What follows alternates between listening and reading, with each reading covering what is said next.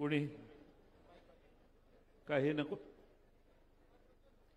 आपले खासदार अमोल कोल्हे, खासदार भास्करराव भगरे, हेमंत टकले साहेब, महिला अध्यक्ष रोहिणीताई, युवक अध्यक्ष महबूब शेख, विद्यार्थी अध्यक्ष सुनील गव्हाणे, सामाजिक न्यायाचे अध्यक्ष पंडित कांबळे, जिल्ह्याचे राष्ट्रवादीचे अध्यक्ष कोंडाजी मामा आव्हाड, या ठिकाणी उपस्थित असणारे कार्याध्यक्ष दत्ताजीराव पाटील, माजी आमदार, आपले ज्येष्ठ नेते मारुतराव पवार साहेब, या निमित्ताने इथं उपस्थित असणारे माजी आमदार नितीन भोसले साहेब, महाराष्ट्र युवकांचे नेते पुरुषोत्तम कडलक, त्याचबरोबर या ठिकाणी उपस्थित असणारे आपले सर्वांचे लाडके सर्वच इच्छुक उमेदवार, भिवंडीहून आलेले भगवानराव टावरे, उल्हासनगरहून आलेले भगवानराव भालेराव, गौरव भालेराव, या निमित्ताने इथं उपस्थित असणाऱ्या महिला अध्यक्ष जिल्ह्याच्या संगीताताई पाटील, या कार्यक्रमाला उपस्थित असणारे विठ्ठल छेलार, तुषार जाधव, सचिन आहेर, शालिग्राम माळकर, जयदत्त होळकर साहेब, महेंद्र पगारे, अर्जिन शेख, सोनियाताई होळकर, या निमित्ताने उपस्थित असणारे आपले माणिकराव शिंदे साहेब आणि सर्वच मान्यवर आणि बंधू भगिनींनो, वेळ एवढा झालेला आहे की दुपारी 4ला आलेले आपण आतापर्यंत बसलायत. पक्षाविषयी प्रेम असल्याशिवाय इतका वेळ कोणी बसत नाही. त्याबद्दल पहिल्यांदा तुमचे अभिनंदन आणि आभार. आपल्या विधानसभेच्या निवडणुका 2 महिन्याने होणार आहेत, पण लोकसभेच्या निवडणुकीत तुम्ही महाराष्ट्र सरकारच्या आणि देशाच्या सरकारच्या विरोधी असंतोष तुमच्या मनात जो खतखततोय तो तुम्ही लोकसभेत व्यक्त करून दाखवला. आणि म्हणून भास्कर भगरे सरांना आपण लोकसभेवर पाठवलं. आज लोकसभेत अतिशय उत्तम काम. चष्मा जरा बंद कर ना.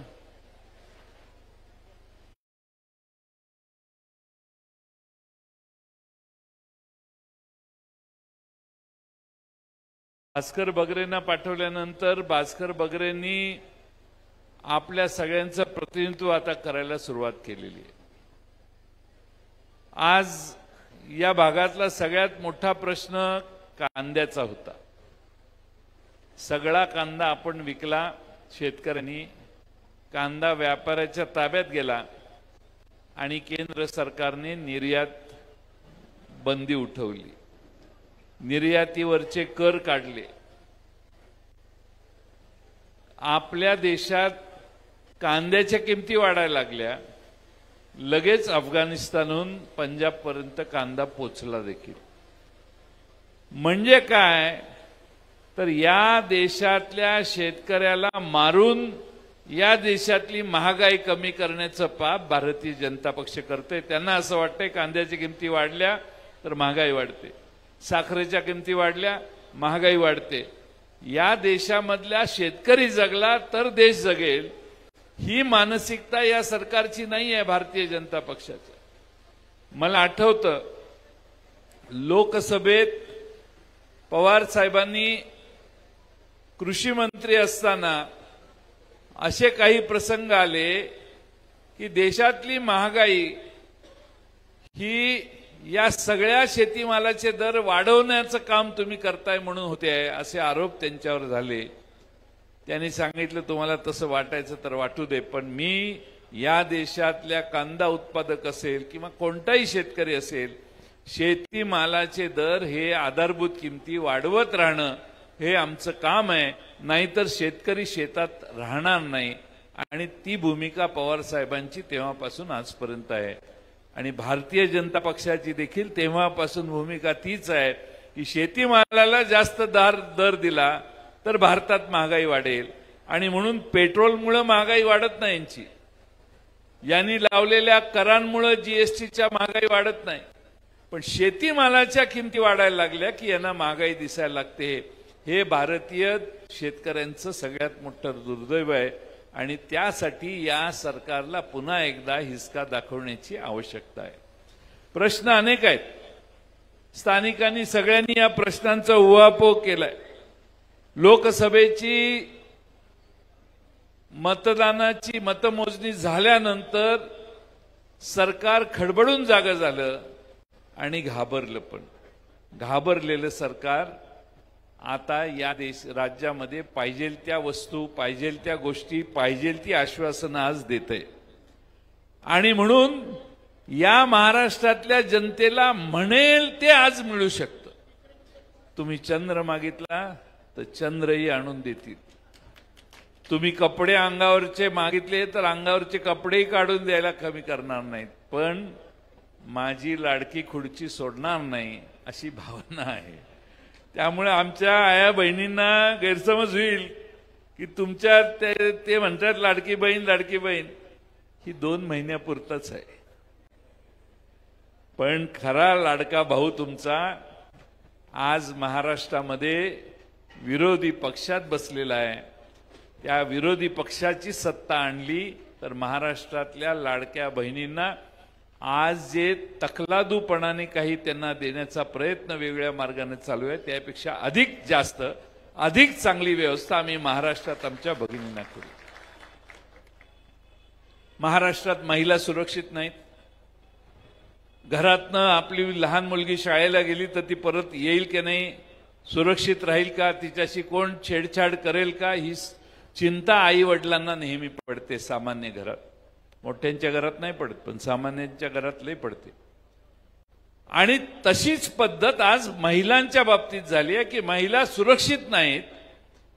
दर 8-10 दिवसांनी या महाराष्ट्रात बलात्काराचे, महिलांच्यावर अतिप्रसंग केल्याच्या घटना येत आहेत। हे कशाचं द्योतक आहे? हे द्योतक आहे महाराष्ट्रात कायदा आणि सुव्यवस्था राहिलेली नाही याचं। बदलापूरला घटना झाली, बदलापूरला जी घटना झाली त्यात एक शिक्षण संस्था सहभागी आहे की ज्यामध्ये ही घटना घडली, त्यांची चौकशी करून पालक 10 वेळा त्यांच्याकडे गेले तरी त्यांना प्रतिसाद त्यांनी दिला नाही। याच्या मागे काय इंगित आहे, कोण त्यांच्यावर दबाव आणतंय, ही चौकशी करायला आवश्यकता आहे, केली पाहिजे। पोलीस स्टेशनमध्ये आई वडील गेले, सारखे तासनतास बसले, FIR दाखल करून घेतली नाही, ह्याची चौकशी करणं आवश्यक आहे। काल एक अचानक घटना घडली, पोलिसांचा दावा आहे की एन्काउंटरमध्ये त्याला मारला किंवा त्यानं रिव्हॉल्वर काढली आणि मग गोळीबार झाला, मग नाईलाजाने आम्ही त्याला गोळीबार केला, काय काय काय काय सांगताय। कसाबला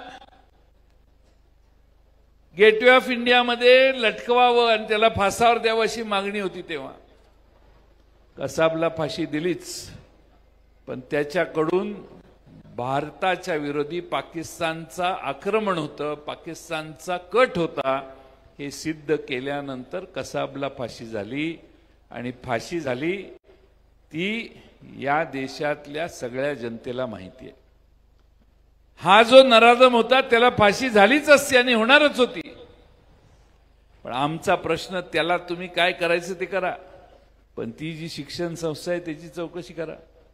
तो जो पोलीस स्टेशनवाला आहे ज्यानं तक्रार दाखल करून घेतली नाही त्याची चौकशी करा। त्याचा मृत्यू झाला याचं आमच्याशी काही देणं घेणं नाही, ठीक आहे, त्याचं तेवढंच आयुष्य होतं, त्याला गोळीबार झाला, तो त्याचा मृत्यू झाला, पण दुसऱ्या बाजूने हे 2 मुद्दे सोडता येणार नाही। त्यामुळे तर बदलापूरची सगळी जनता रेल्वेच्या पटरीवर येऊन तासनतास हजारो लोक रेल्वे स्टेशनवर आणि रेल्वेच्या रुळावर येऊन उभी राहिलेली, ती काही सहज उभी नव्हती राहिली। त्यांना माहित होतं की या 2 व्यवस्था अन्याय करतायत त्या मुलीच्या आई वडिलांच्यावर।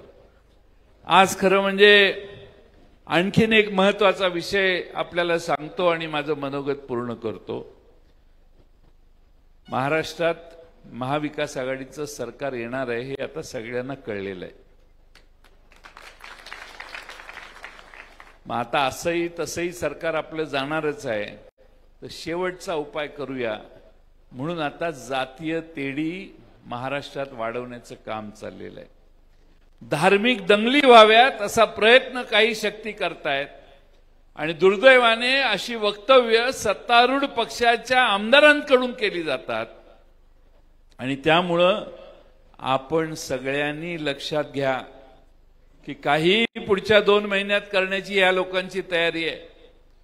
तुम्ही शांतपणाने कोणत्याही अशा धार्मिक दंगलीला किंवा जातीय तेढीला प्रतिसाद न देता हे निवडणुकीसाठी ही लोक करतायत. म्हणेल त्या गोष्टी करायची यांची तयारी आहे. आणि त्यामुळं तुम्हा सगळ्यांना माझी विनंती आहे की समाजाने महाराष्ट्रात संयम ठेवावा. मतदानाची तारीख ज्या दिवशी येईल त्यावेळी ह्या सगळ्या युतीतल्या आमदारांना पराभूत करण्याचं काम तुम्ही करा. येवला विधानसभा मतदारसंघामध्ये बऱ्याच जणांनी 5-6 जणांनी माणिकराव शिंदे साहेब मगाशी सांगत होते 5 का 6 जणांनी इच्छा व्यक्त केलेली आहे. तुम्ही सगळे आधी एकत्रित बसा. मला नाही मिळालं तर चालेल पण मी धक्का मारायला आहे असे एकदा 5 जणांनी खोलीत बसून वचनं द्या एकमेकाला. नाही तर मला नाही मिळालं की मी तिकडे आहेच असं असेल तर आधी सांगा. त्यामुळं सगळे मिळून एकसंघ राहा. आपण पवार साहेब देतील तो आपला उमेदवार असं समजून काम करायचं आहे. तुतारी वाजवणाऱ्या माणसाला अचानक महाराष्ट्रात प्रचंड मागणी आलेली आहे. पवार साहेबांच्याकडे तुम्ही जरा 2 तास जाऊन बसलं तर तुम्हाला कळेल. परवा एक मोठा नेता आपल्या पक्षात यायची इच्छा व्यक्त करत होता. म्हटलं का काय झालं तिकडे होतच की बरोबर चाललंय तुमचं तिकडं. नाही म्हटले मतदारसंघात जरा फिरलं तर सगळे म्हणतायत तुतारी घ्या हा तुतारी नाही तर आपलं काय खरं नाही. तुतारी घेतल्याशिवाय महाराष्ट्रात विजयी होणार नाही आपण असे अनेक मतदारसंघातल्या कार्यकर्त्यांना नेत्यांना वाटायला लागले. हीच शरद पवारांची महाराष्ट्रात ताकद आहे आणि ती ताकद या येवल्यामध्ये दाखवण्याचं काम तुम्ही सगळ्यांनी करा. मी जास्त वेळ बोलणार नाही कारण 2 मोठे वक्ते कारण मी आमदार आहे हाय की नाही. आमदाराच्या वर खासदार असतात त्यामुळे मी माझ्या अवकातीत राहायला पाहिजे. म्हणून मी खासदार भास्करराव बगरे साहेबांना विनंती करतो की त्यांनी मनोगत व्यक्त करावं. त्यानंतर खासदार अमोल कोल्हे साहेब मनोगत व्यक्त करतील. त्यानंतर तुम्ही उठला नाहीत तर मेहबूब शेखचं एक भाषण होईल, आमच्या रोहिणीताईंचं आणि आमच्या सुनील गव्हाणे विद्यार्थी हे खरं आमच्यापेक्षा जास्त पॉइंट टू द पॉइंट बोलतात. मुद्दे तुम्हाला कळायचे असतील प्रचाराला तर सुनील गव्हाणेचं भाषण आमच्या ऐका. एकदम करेक्ट भाषण असतं. त्यामुळे आता तुमच्या संयमाची परीक्षा आहे. 2 महिन्यात निवडणूक आहे म्हणजे परीक्षाच आहे आपली. त्यामुळे आता किती वेळ तुम्ही तग काढताय ते बघू. माझा संयम संपल्यामुळे मी आधी माईक हातात घेतला. धन्यवाद.